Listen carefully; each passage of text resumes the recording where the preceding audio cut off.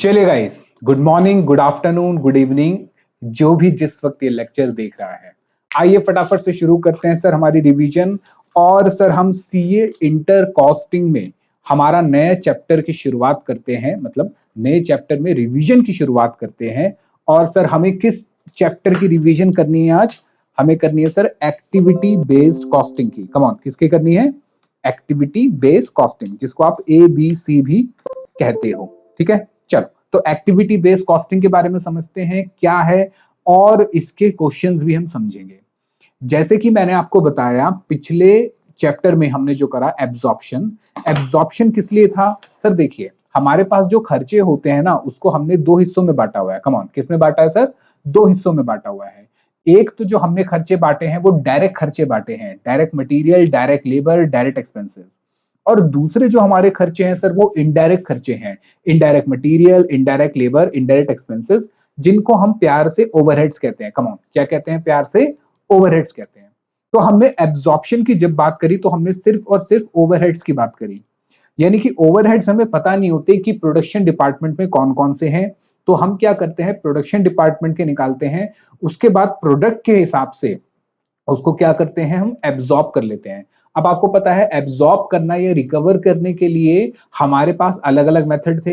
हम labour hours पे भी करते थे, मशीन आवर्स पे भी करते थे, यूनिट्स पे भी करते थे, और वेजेस भी करते थे, percentage of wages, percentage of material, और कुछ नहीं पता होता तो परसेंटेज ऑफ प्राइम कॉस्ट भी कर लेते थे। तो ये हमने पढ़ा। ठीक है, आइए जरा मेरे साथ साथ, कि भाई हमें पता है, we know that absorbing overhead to production centre and then to product is traditional. पुराना मेथड हो चुका है ऑफ ओवरहेड एब्जॉर्प्शन। अब नया मेथड क्या है? नया मेथड ये है कि भाई अब हम खर्चों को और ज्यादा डिटेल में देखेंगे, और जो खर्चा, जो ओवरहेड जिस तरीके से बट रहा है, कम ऑन, जिस तरीके से बटना चाहता है या बट सकता है, उसके अंदर उसको बांट देंगे। उसको हमने कहा एक्टिविटी बेस्ड कॉस्टिंग। एक्चुअली में यहाँ पे हम खर्चों को, ओवरहेड्स को एक्टिविटी में बांट देंगे। कम ऑन, किस में बांट देंगे? एक्टिविटी में।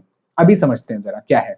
एज पर ट्रेडिशनल, यानी जो हमने एब्जॉर्प्शन मेथड पढ़ा था, वी अपोर्शन हमने बांट दिया था ओवरहेड किसमें सर? प्रोडक्शन और सर्विस डिपार्टमेंट में। फिर बाद में सर्विस डिपार्टमेंट को किसमें बांट दिया था सर? प्रोडक्शन डिपार्टमेंट में।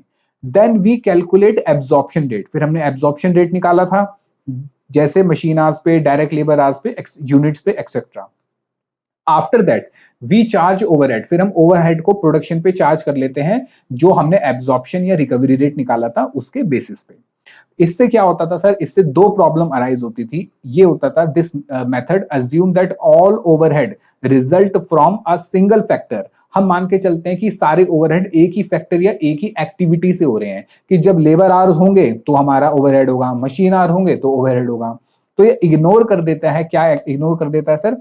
एक्टिविटीज इग्नोर कर देता है। और एक्टिविटी बेस्ड कॉस्टिंग में, come on, activity based costing में हम ओवरहेड की एक्टिविटीज ही देखते हैं। कैसे? अभी समझेंगे, आपको समझ आएगा। क्वेश्चन करेंगे ना तो और क्लियरिटी आएगी।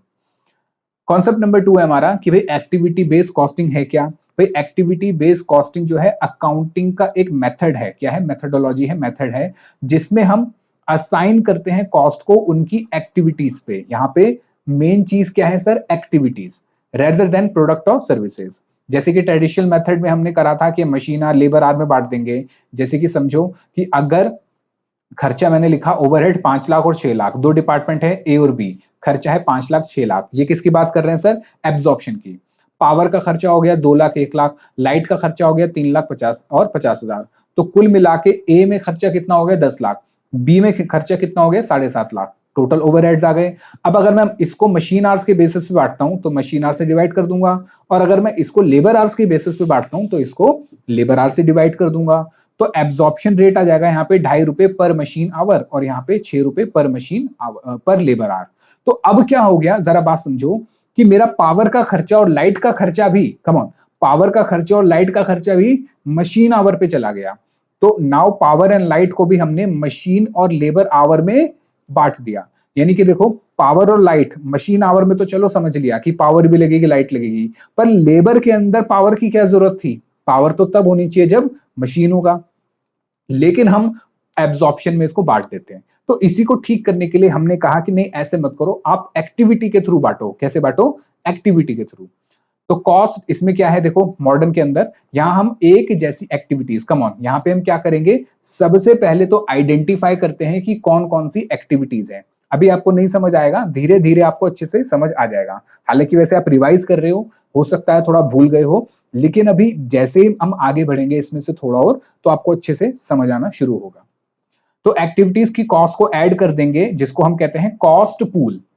हम देन हर एक्टिविटी के लिए अलग एब्जॉर्प्शन, यहाँ पे क्या है सर, हर एक्टिविटी के लिए अलग एब्जॉर्प्शन रेट होता है, जो उसका बेस होता है, जिसको हम कॉस्ट ड्राइवर कहते हैं। कम ऑन, क्या कहते हैं, कॉस्ट ड्राइवर। यानी कॉस्ट ड्राइवर क्या है, कुछ नहीं है सर, वो रेशियो है, वो बेस है जिसमें बटना है। तो सीधा एक काम करते हैं, हम आते हैं अपने क्वेश्चन पे आते हैं और उसके बाद समझते हैं। आओ जरा क्वेश्चन नंबर 3 करेंगे हम, ठीक है। आओ पहले क्वेश्चन नंबर 3 पढ़ लेते हैं। आओ क्वेश्चन नंबर 3 पढ़ते हैं मेरे साथ साथ। कह रहा है कि ABC limited manufacture two types of machinery equipment Y and Z and applies या absorb overhead on the basis of direct labour hour. यानी अभी तक क्वेश्चन में उसने कहा कि एबीसी जो है दो टाइप के मशीन बनाती है, मशीन इक्विपमेंट बनाती है, एक्स और वाई और जेड। और ये कह रहा है कि अभी हम एब्जॉर्प्शन अप्लाई करते हैं ओवरहेड को एब्जॉर्ब करने के लिए, और एब्जॉर्प्शन या रिकवरी रेट कैसे हमारा, डायरेक्ट डायरेक्ट लेबर आवर के बेसिस पे। फिर कह रहा है कि द बजटेड ओवरहेड, भाई ठीक है, आप अगर एब्जॉर्प्शन कर रहे हो तो एब्जॉर्प्शन के लिए सर मुझे दो चीजें चाहिए, एक तो ओवरहेड और दूसरा बेस। बेस क्या है सर, डायरेक्ट लेबर। तो एक तो एस्टिमेटेड ओवरहेड चाहिए मुझे और एस्टिमेटेड डायरेक्ट लेबर आवर। तो ये कह रहा है कि budgeted overhead and direct labour our, budgeted overhead भी दे दिए, direct labour hour for the month, यानी डेटा जो है सर एक महीने का है, दिसंबर के अंदर। यानी हमारा जो खर्चा है वो है 12,42,500, और मेरे डायरेक्ट लेबर आवर्स कितने हैं sir, 20,000। The information about company product, यानी हम जो इक्विपमेंट वाई और इक्विपमेंट जेड बना रहे हैं, ये हमारे लिए क्या है सर, फिनिश प्रोडक्ट है, ठीक है। उसकी डिटेल दे रखी है कि बजटेड प्रोडक्शन वॉल्यूम, हम सोच के चल रहे हैं। अच्छा, द कंपनी प्रोडक्शन इंफॉर्मेशन तो दे रखा है, लेकिन ये डेटा कब का है, महीने का है, साल का, ये नहीं बता रखा। तो ऊपर इसने यहाँ महीने का दे रखा है, तो मान के चलेंगे आगे भी डेटा किसका है सर, मंथली है। तो बजटेड प्रोडक्शन वॉल्यूम, यानी हम क्या सोच रहे हैं कि हम कितने यूनिट बनाएंगे, वाई के बनाएंगे 2,500 और जेड के बनाएंगे 3,125। मुझे बताओ ये बात समझ आई। हाँ, उसके बाद डायरेक्ट मटेरियल की जो कॉस्ट होगी हमारी कितनी होगी, वो सर वो होगी 300 पर यूनिट और 450 पर यूनिट, यानी कि ये मेरा डायरेक्ट मटेरियल लगेगा। फिर डायरेक्ट कॉस्ट जो मेरी लगेगी, डायरेक्ट लेबर कॉस्ट, वो लगेगी वाई में 3 घंटे। अब जरा समझो, वाई बनाने में कितने घंटे लग रहे हैं, 3 घंटे लग रहे हैं। कम ऑन, वाई बनाने में 3 घंटे लग रहे हैं, 150 के हिसाब से कितने खर्चा हो गया सर, 450। जेड बनाने में 4 घंटे लग रहे हैं, 150 के हिसाब से खर्चा हो गया सर 600 रुपए।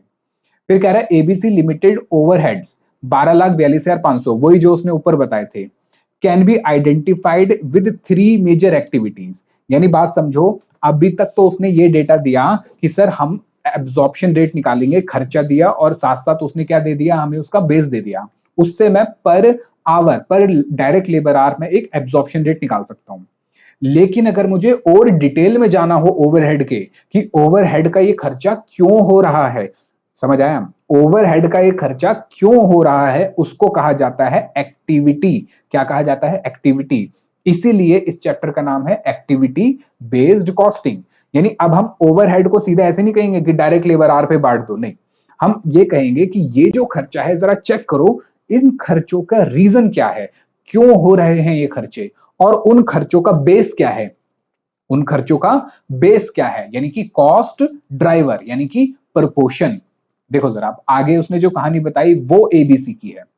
कह रहा है कि अब ये खर्चे की डिटेल दे रहा है, इसमें आ रहा है सर, ऑर्डर प्रोसेसिंग कॉस्ट है 2,10,000 की, मशीन प्रोसेसिंग है 8,75,000 रुपए की, प्रोडक्ट इंस्पेक्शन है 1,57,500। दीज एक्टिविटीज आर ड्रिवन, यानी कि ये एक्टिविटी होने का रीजन कह रहा है कि बाय नंबर ऑफ ऑर्डर्स, ठीक है। यानी कि ऑर्डर प्रोसेसिंग क्यों हो रहा है भाई, ऑर्डर प्रोसेसिंग होगा क्योंकि जब ऑर्डर होंगे। फिर मशीन प्रोसेसिंग कब होगा, जब मशीन चलेगी, ऑब्वियस बात है, मशीन आवर वर्क। इंस्पेक्शन का खर्चा होगा कब, जब इंस्पेक्शन होगा, यानी इंस्पेक्शन आज। अब अगर आप चेक करो इनको, 2,10,000 प्लस 8,75,000 प्लस 1,57,500, इनको टोटल करोगे तो आएगा 12,42,500। यानी अब इसने इस 12,42,500 की डिटेल दे दी कि ये इन रीजंस की वजह से हो रही है। फिर कह रहा है कि the data relevant to these activities, यानी अब इनके बेस की बात कर रहा है। यानी देखो सबसे पहले तो उसने एक्टिविटी बता दी कि भी खर्चे को बांट दिया कि किन किन रीजन से हो रहा है। अब उन रीजन के बेस भी तो बताओ जिस प्रोपोर्शन में मुझे खर्चे को डिवाइड करना है, तो ये दे दिया। ऑर्डर प्रोसेस कितना है 350 250, ये रेशियो बन जाएगी इस 2,10,000 को बांटने की, सिंपल। फिर 8,75,000 का खर्चा कितने में बटेगा सर, ये बटेगा इस रेशियो में 23,000 और 27,000, यानी 23:27। इंस्पेक्शन का खर्चा 4:1 में बढ़ जाएगा, काम खत्म।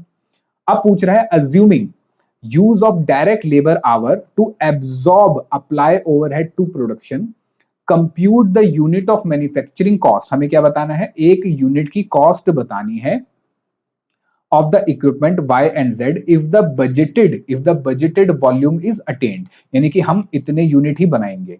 ठीक है, अगर ये लाइन नहीं भी लिखता तो भी मैं अज्यूम ये करके चलता इतने यूनिट आप बनाओगे। मेरी बात समझ आई आपको? अब जरा समझो कैसे करना है इसको। इसको देखो सर, सबसे पहले हम बात कर रहे हैं किसकी, एब्जॉर्प्शन की, कि सर एब्जॉर्प्शन में कैसे हमें करना है। तो एब्जॉर्प्शन के लिए मुझे क्या निकालना पड़ेगा सर, रिकवरी रेट। तो एब्जॉर्प्शन का रेट निकाल लो पहले। तो सर एब्जॉर्प्शन के लिए खर्चा कितना था हमारा, 12,42,500 डिवाइडेड बाय, किससे डिवाइड कर दूंगा सर, जो मेरा इसके अंदर वो था क्या था इसके अंदर, मेरे जितने भी मेरे आवर्स थे। अब लेबर आवर्स निकालने पड़ेंगे टोटल। तो लेबर आवर्स कैसे निकलेंगे सर, लेबर आवर्स निकलेंगे वाई कितने यूनिट बनेंगे। देखो उसने क्वेश्चन में बताया था कि वाई कितने यूनिट बनेंगे। वाई को बनाने में कितने घंटे लगेंगे, चेक करो जरा। वाई को बनाने में लगेंगे सर, वाई को बनाने में कहां गया, को बनाने में लगेंगे कितने, 3 घंटे। और z को बनाने में 4 घंटे। तो y को बनाने में सर 3 घंटे लगेंगे। और मैं y के कुल मिला के कितने यूनिट बना दूंगा सर, y के यूनिट बना दूंगा 2500। तो 3 घंटे इंटू 2500 यूनिट बनाने हैं, तो इसका मतलब मुझे कितने लेबर आर चाहिए। साथ साथ z की बात करते हैं सर, z में लगेंगे 4 घंटे एक यूनिट बनाने में। और बताओ मुझे कितने यूनिट बनाने हैं z के, सर z के बनाने हैं कितने, 3,125। तो मल्टीप्लाई करके निकाल दो जरा कितना कितना आ गया सर, 3 मल्टीप्लाई बाय 2500 होते हैं 7,500, और 4 मल्टीप्लाई 3,125 ये होते हैं सर 12,500। तो दोनों को ऐड कर दो, आ जाएगा आपका आंसर 20,000 घंटे, यानी कि मुझे 20,000 लेबर आवर चाहिए। तो डिवाइड कर दो यहाँ पे 20,000 लेबर आवर से, तो आपको क्या मिल जाएगा सर, रिकवरी रेट मिल जाएगा। कम ऑन, क्या मिल जाएगा, रिकवरी रेट। तो मेरा एब्जॉर्प्शन या रिकवरी रेट कितना आ गया सर, ये आ गया 12,42,500 डिवाइडेड बाय 20,000, तो आ गया 62.125, 62 रुपए 125 पैसे लगेंगे 1 घंटे के एब्जॉर्प्शन रेट है ये मेरा। बताओ समझ आया या नहीं आया?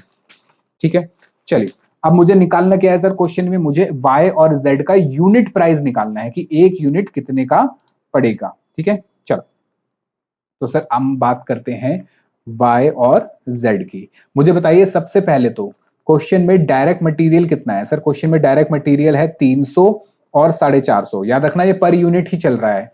डायरेक्ट लेबर कितना है सर, डायरेक्ट लेबर है 450 और 600। ये क्या आ गया बताओ सर, ये आ गया हमारा प्राइम कॉस्ट। क्या आ गई, प्राइम कॉस्ट 750 और 1100, 1050।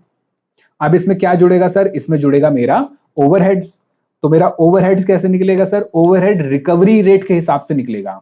तो जो मेरा ओवरहेड्स था वो है एट 62.125 पर आवर। अब मुझे बताइए यहाँ पे कितने कितने घंटे लगेंगे सर, देखिए यहाँ पे लगेंगे 3 घंटे। तो मल्टीप्लाई बाय 62.125, और यहां लगेंगे सर 4 घंटे मल्टीप्लाई बाय 62.125।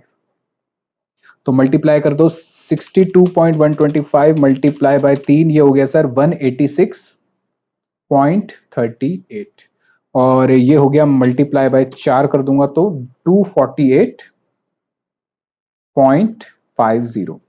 अब इनका टोटल लगा लो सर, टोटल आ गया मेरा, पर यूनिट की कॉस्ट आ गई कितनी आ गई बताओ सर पर यूनिट आ गई 936 936 रुपए 38 पैसे और 1298 1298.50। तो ये हमने पर यूनिट कॉस्ट निकाल दी। कैसे निकाल दी सर? एब्जॉर्प्शन के रेट से, एब्जॉर्प्शन। अब इसी क्वेश्चन को, इसी को अगर मुझे पॉइंट नंबर बी में कह रहा है, ठीक है, आओ जरा पॉइंट नंबर बी, इसी क्वेश्चन को अगर assuming use of activity based costing से करना होता तो कंप्यूट द यूनिट मैन्युफैक्चरिंग, यानी यहां पे भी आपसे क्या मांग रहा है? एक यूनिट का ही मांग रहा है, किसका? वाई और जेड का। If budgeted manufacturing volume is achieve. वैसे भी ये क्वेश्चन में बेकार की लाइन लिखी है, अगर क्वेश्चन में ये नहीं भी लिखा होता तो भी मैं मान के चलता कि बजटेड वॉल्यूम ही अचीव हो रही है। आओ चलो, तो इसमें अब मुझे क्या करना पड़ेगा सर? देखो y और z है, सबसे पहले तो प्राइम कॉस्ट तो वही रहेगी, कितनी थी सर? 750 और 1050। अब इसमें बाकी के ओवरहेड जुड़ेंगे। अब ओवरहेड्स को उसने एक्टिविटी के हिसाब से बांट दिया। कम ऑन, ओवरहेड को एक्टिविटी के हिसाब से बांट दिया।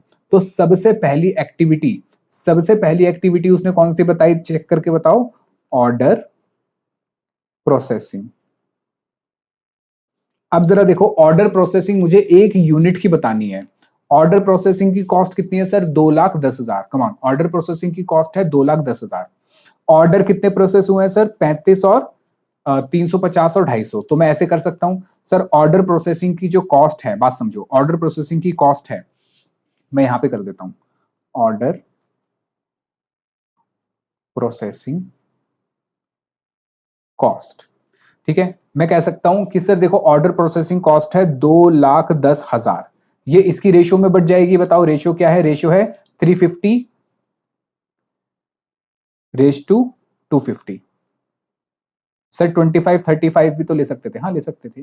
टोटल कितना हो गया? 600। तो बांटो जरा, कितना आ गया एक्स और वाई का?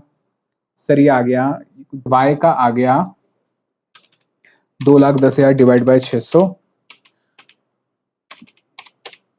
1,22,500। जेड का आ गया खर्चा 87,500। लेकिन ये तो टोटल खर्चा आया, मुझे चाहिए पर यूनिट। तो पर यूनिट के लिए यूनिट से डिवाइड कर दो। मुझे बताओ यहाँ पे यूनिट कितने थे इसके? सर यूनिट थे 2500 और यहाँ थे 3125। तो आपको एक यूनिट का मिल जाएगा। तो एक यूनिट का खर्चा आ गया सर 28 रुपए और 1,22,500 डिवाइडेड बाय 2500, ये हो गया सर 49। लो, ये आपको मिल गया। बात समझ आई? बस यही करना था। अब जरा समझो कि ये कैसे करा हुआ है क्वेश्चन के अंदर, यानी इंस्टीट्यूट ने अपने सोल्यूशन में कैसे कर रखा है। उसने कहा सबसे पहले आप एक रेट निकाल लो। क्या करो? रेट निकाल लो। कैसे निकाल लो रेट? बस वही रेशियो वाला। बस क्या करना है? रेशियो वाला। मतलब वो कह रहा है कि सबसे पहले कि आप ये 2,10,000 को डिवाइड कर दो किससे? 600 से। तो ये आपका रेट निकल आएगा 2,10,000 डिवाइड बाय 600, 350 पर ऑर्डर, क्योंकि ऑर्डर प्रोसेसिंग कॉस्ट है। तो एक ऑर्डर का खर्चा कितना हो गया सर? 350। अब यहां कितने, यहाँ पे y में कितने ऑर्डर हुए हैं सर? y में 350 ऑर्डर हुए हैं। कम ऑन, y में 350 ऑर्डर हुए हैं, तो 350 खर्चा एक ऑर्डर का मल्टीप्लाई बाय 350, कितने हो गए टोटल? 1,22,500। बस वही। अब दूसरा 350 एक ऑर्डर का है और z में कितने ऑर्डर हैं? 250, तो मल्टीप्लाई 250, तो z में हो गया 87,500। तो चाहे तो आप ऐसे इसको कॉस्ट ड्राइवर कहेंगे, ऐसे कॉस्ट ड्राइवर निकाल के कर लो या रेशो में बांट दो, बात तो एक ही है। हाँ, उसने यूनिट वाइज कहा तो मुझे टोटल खर्चे को यूनिट से डिवाइड भी करना पड़ा। तो ये हो गया 49, ये हो गया 28। आओ जरा लिख दो यहां पे 49 एंड 28। दूसरा कौन सा खर्चा है सर? दूसरा मुझे खर्चा बताइए जरा, दूसरा खर्चा कौन सा है सर? दूसरा खर्चा है मेरा मशीन आवर्स का, मशीन का। दूसरा जो खर्चा है वो है मशीन प्रोसेसिंग। तो मुझे बताइए जरा, मशीन प्रोसेसिंग के अंदर भी कितना खर्चा है y और z का, और उसका बेस क्या है? चेक करके बताओ सर। मशीन प्रोसेसिंग की अगर हम बात करें, मशीन प्रोसेसिंग की अगर हम बात करें, मशीन प्रोसेसिंग की बात करें तो मशीन प्रोसेसिंग का जो खर्चा है वो है कितना? 8,75,000। और मुझे बताओ इसका रेशियो क्या है सर, इसका रेशियो है, इसका रेशियो उसने जो दिया हुआ है वो दिया है, क्या बेस है इसका, यानी कि इसकी एक्टिविटी क्या है सर, इसका ड्राइवर जो है, ड्राइवर है 23,000, मतलब जितने घंटे मशीन चली है, तो वाई में चलिए 23,000, जेड में चलिए 27,000, तो दोनों को टोटल कर दो या इस रेशियो में बांट दो। किस रेशियो में बांट दो, 23/27, टोटल कितना हो गया सर 50।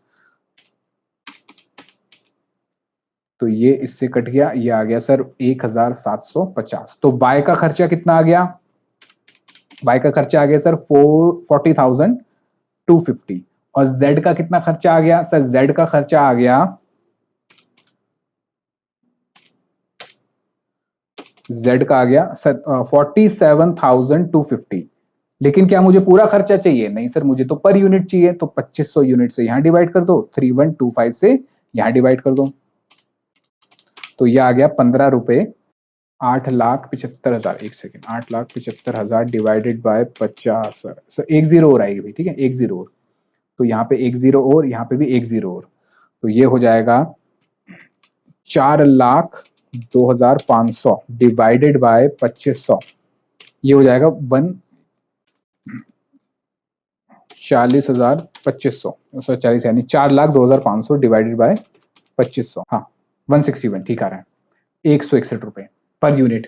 फिर यहाँ पे हो गया 4,72,500 डिवाइडेड बाय 3125, यहाँ पे आ गया सर 151, यानी 151.20। तो ये पर यूनिट का खर्चा मिल गया, इसको लिख दो यहाँ पे 161 और 151.20। अब अगला खर्चा कौन सा है सर, नेक्स्ट जो हमारे पास बचा वो कौन सा था, इंस्पेक्शन का, ठीक है। आओ जरा इंस्पेक्शन की बात करते हैं। इंस्पेक्शन का मेरा खर्चा कितना है सर, इंस्पेक्शन का जो खर्चा है, आइए जरा चेक करते हैं, इंस्पेक्शन का खर्चा जो है वो है 1,57,500, 157,500, और इंस्पेक्शन की रेशियो जो है, नॉट नाउ, इंस्पेक्शन की जो रेशियो है वो है 4,000 घंटे और 11,000 घंटे, यानी 4:1। चल तो इसको बांट दो जरा, इंस्पेक्शन के खर्चे को, कितना था, 1,87,500, ये था 1,57,500, ठीक है, 1,57,500। इसकी रेशियो क्या थी सर, रेशियो थी 4:11, 1,57,500 डिवाइडेड बाय 15, तो y का खर्चा कितना आ गया, 10,500 multiply by 4 divided by 15, 10,500 multiply by 4, ये हो गया, ये क्या हो गया, अच्छा ठीक है 42,000। लेकिन ये तो पूरा है, मुझे क्या चाहिए पर यूनिट, तो यूनिट से डिवाइड कर दूंगा, ये हो गया सर 16 रुपए 80 पैसे। अब z का बता दो सर, z का 10,500 मल्टीप्लाई बाय 11, ये हो गया सर 1,15,500, लेकिन मुझे चाहिए पर यूनिट का, तो 3125 से डिवाइड कर दो, तो आपको मिल जाएगा 36 रुपए 96 पैसे, 36 रुपए 96 पैसे, तो लिख दो सर, ये आ गया इंस्पेक्शन कॉस्ट, ये हो गया 16 रुपए 80 पैसे पर यूनिट, और ये हो गया 36 रुपए 36.96, बस और कोई खर्चा नहीं है। टोटल निकाल लो पर यूनिट कितना आएगा सर, टोटल पर यूनिट आ गया 976.80 और 1266.16। लो, ये सेकंड पार्ट जो उसने मांगा था वो भी हमने कर लिया। अब अगला क्या कह रहा है वो, पॉइंट नंबर 3 में कह रहा है ABC limited selling prices are heavily based on selling price are based heavily on cost, कह रहा कॉस्ट पे है, ठीक है, कह रहा बाय यूजिंग, कह रहा ABC limited selling price are based heavily on cost, ठीक है। फिर कह रहा by using direct labour hour as application base, यानी हम ये मान के चलते हैं कि हम ओवरहेड्स को डायरेक्ट लेबर आवर से रिकवर कर रहे हैं। Calculate the amount of cost distortion, मतलब ज्यादा या कम हो रही है ईच डिपार्टमेंट की। सिंपल कहने का मतलब है भैया दोनों को कंपेयर कर लो, एब्जॉर्प्शन में कितना खर्चा बुक करा और एबीसी में खर्चा कितना बुक करा, बस ये कहना चाह रहा है। आइए जरा, तो सर डिस्टॉर्शन की अगर हम बात करें, और बेस क्या ले रहा है, बेस ले रहा है डायरेक्ट लेबर आर, यानी एक्चुअल में कैसे लिख रहा है डायरेक्ट लेबर आर से, तो यानी कि y और z, मुझे बताओ पर यूनिट का खर्चा कितना आया था एब्जॉर्प्शन के अंदर, एब्जॉर्प्शन के अंदर सर एब्जॉर्प्शन के अंदर खर्चा आया था, ये तो एबीसी था, एब्जॉर्प्शन में खर्चा आया था सर ये रहा, बताओ जरा कितना आया था, 936 रुपए 38 पैसे, और यहाँ आया था सर 1298। तो ये कहना चाह रहा है, लो निकाल देता है डिस्टॉर्शन। तो सर यहाँ पे इधर ही कर देता हूं मैं, अगर मैं इसकी बात करता हूं तो ये हो गया सर, ये माइनस कर दो जो मेरा एबीसी में आया था। बताओ, ये कह रहा है कि मैं एक्चुअल में कर रहा हूं, तो एबीसी में कितना है सर, उसके हिसाब से जो अगर मैं चेंजेस की बात करता हूं 976.80, 976.80, यानी होना, हमने कितना बुक कर लिया 936.80, होना कितना चाहिए था 976.80। तो 936.80 माइनस 976.80, यानी कितना हमने कम खर्चा करा, -40। ठीक है, अंडर रिकवरी आप कह सकते हो उसको। अच्छा, वाई में बताइए जरा, वाई में वाई नहीं सॉरी कितना था, जेड में बताइए जरा, जेड में कितना खर्चा था 1266 as per 0.16 as per ABC. तो सर हमने ज्यादा कर दिया, तो 129.50 माइनस 1266.16, तो ये आ गया सर माइनस, एक मिनट कुछ गलत आ रहा है, 1298.5 माइनस 1266.16, हाँ माइनस 32 रुपए, नहीं ये तो प्लस में आएगा आपका, क्योंकि ये आपने ज्यादा करा है, प्लस 32.34। लो, ये पूछ रहा था, ये हमने बता दिया। बताओ क्या आपको मुश्किल लगा, इजी था? आओ क्वेश्चन नंबर 2 की बात करते हैं। ठीक है, अब तो आप इजीली कर लोगे, कोई दिक्कत नहीं होगी। क्वेश्चन नंबर 2 कह रहा है कि MST limited has collected the following data for its two activity, कह रहे दो एक्टिविटीज हैं, it calculate activity cost rate based on cost driver capacity. फालतू की बात कर रहा है भैया, एक्टिविटी दे दो कौन सी है, एक्टिविटी का बेस बता दो, यानी रेशियो बता दो, हम बांट देंगे, इतनी सी बात है। इंग्लिश में अजीब से घुमा रहा है, एक्टिविटी हो गई, कॉस्ट हो गई, बेस्ड ऑन कॉस्ट ड्राइवर, क्या फालतू की बात है। चलो मुझे बताओ, एक्टिविटी जिसकी वजह से खर्चा होगा, किस वजह से खर्चा होगा सर, पावर का खर्चा होगा, पावर की खर्चे होंगे।